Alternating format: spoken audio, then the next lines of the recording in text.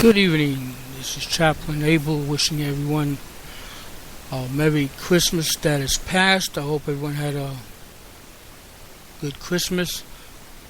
I am doing this program on New Year's Eve. I figured we're ending one year and starting the next. And I have a sermon I'd like to cover today entitled Iron Shoes, God's Promise for Every New Year. But before we get started with that, my little introductory song, Trust in God.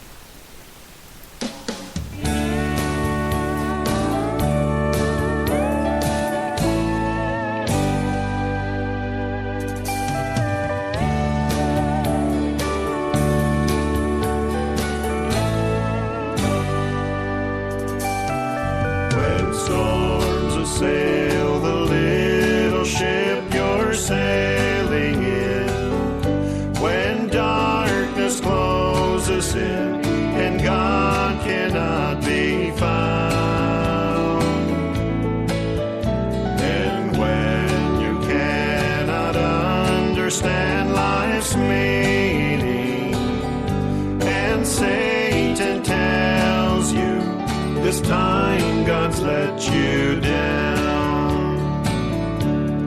Trust in God, though you are tempted sore. Trust in God in your raging war. Trust in God when your life has come apart. Keep on believing. Safely trust in God. When faith is only words, life is so easy. But then the fire of God begins to burn. And as our words are tried, God is satisfied. Because he sees now true faith is being formed. Trust in God, though you are tempted sore. Trust in God in your raging war. Trust in God when your life has come.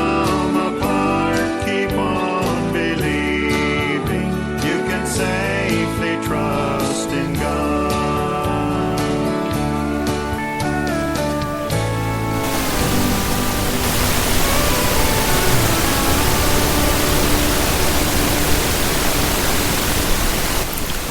That was Trust in God by Hope Sung. I hope you enjoyed it. Since we are ending the year and starting a new one, we all need to trust in God. Before I get started with this message this evening, I want to remind everyone to please drive carefully. I know this time of year a lot of people are out. It's not like Christmas where many families stay at home. There's a lot of merriment and drinking. If you are planning on drinking, please have yourself a designated driver. There's also a lot of AAA and a lot of companies out there and tow companies that will actually take you home. So there's no accidents, especially for the beginning of the new year. Also, one of the problems that we have, not only in Florida but in a lot of states, we have fireworks going off. I can hear them in the background, which is nothing wrong with it. I don't have a problem with the firecrackers and the noise and everything else. But the problem comes in, we have some people who do not use common sense and like to shoot firearms in the air because of the loud noise it makes. But unfortunately, I don't want to call these people stupid or dumb, but they're not working on all cylinders. Because if you fire a weapon in the air, that round is going to come down. And every year, we hear somewhere in the country where someone gets shot and injured or dies after being hit with a projectile from somebody firing up in the air. So please be responsible and don't fire your weapons in the air. You want to fire something in the air, fire firecrackers. And even that, do it safely. I know a lot of times people have their children do it, but keep an eye on the kids. Kids are known to do things that are foolish, and a lot of times they do it so quickly that accidents happen. Well, like I mentioned earlier, our message this evening is entitled Iron Shoes, God's Promise for the New Year. And the text is taken from the book of Deuteronomy, chapter 33, in verse 25. The bolts of your gates will be iron and bronze, and your strength will be equal your days. That's from the NIV, the New International Version. Thy shoes shall be iron and brass, and as thy days, so shall thy strength be. And that's from the King James Version. You will immediately notice a difference in the way the New International Version and the King James Version translates this verse. It has to do with a Hebrew word that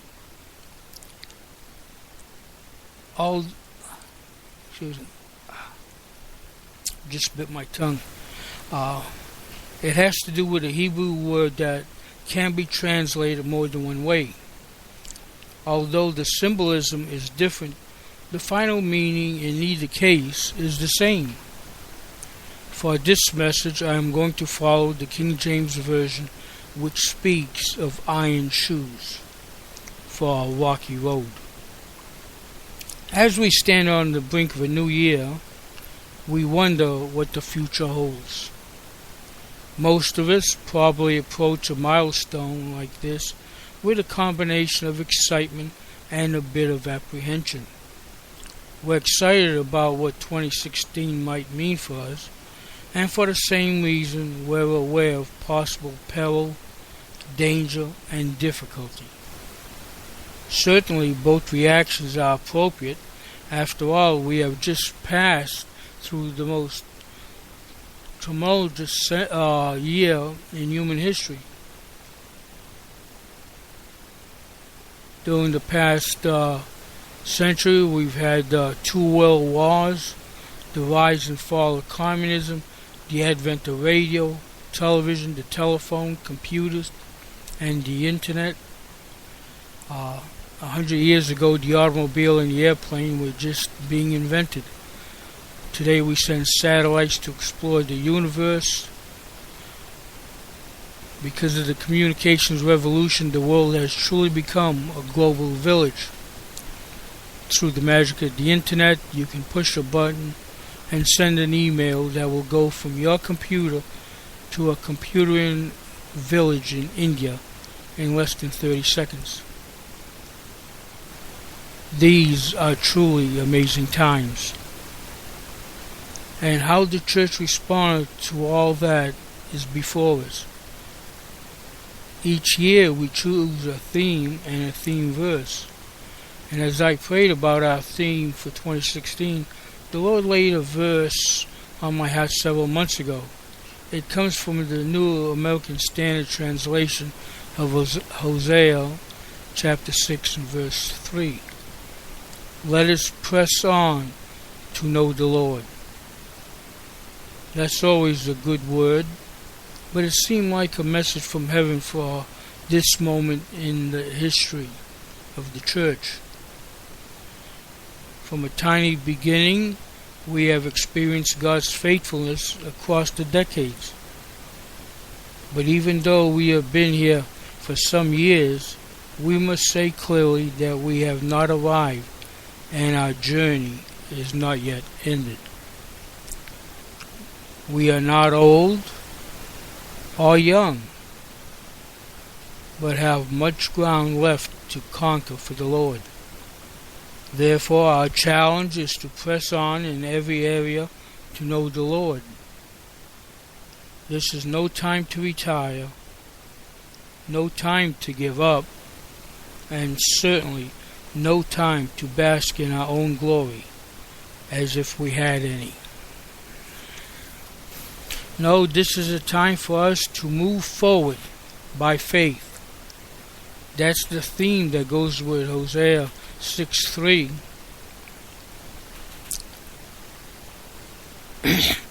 Recently I saw a banner that was filled with powerful symbolism. The banner on the left picture is excuse me. The banner on the left pictures waves in the ocean a few minutes before sunrise. The waves have not yet crested because the shoreline is some distance away. The banner on the right shows the waves breaking just as the sun is coming up. If you look closely, you could see that the waves are stirring up all sorts of aquatic life that is beginning to float to the surface. The background color is called Millennium Blue, and on many of the patchwork sections you will find 2016 embossed. The whole impact is one of motion, progress, and the light of Christ bringing life to the nations. We might begin by saying God. As we consider the meaning of this moment in history, all the pundits are offering their answers. What is one to say about the end of one year and the start of a new year? We might begin by saying God. It has struck us how little His name and that of His Son have been mentioned in all the hoopla, hype, and headlines about this event, given that it is based on a calendar that counts the years since Christ's birth. Of course, now they changed things to before Christ, BC, before the Common Era. Just one of the things with this new area we're in is being politically correct, and that'll be a sermon for another day. People looking back on this period might be excused for thinking that some extra worldly entity, rather than the Creator, was at the center of Western man's spiritual attention. They might be right. As far as we have come technologically and materially, we seem to have drifted remarkably from a belief in moral right and wrong. Even as our presidents and presidential candidates speak more and more of the spiritual, it is easy to feel that they preach more than they practice. Perhaps the new year will turn that around. I love that one line, we might begin by saying God. Indeed, that is always the best place for any of us to begin. If ever there was a time for us to begin by saying God, now is the time. Amidst all the self-congratulations that we hear around the world, let us remember that without the Lord, the world would have ended long ago. We owe everything to the good hand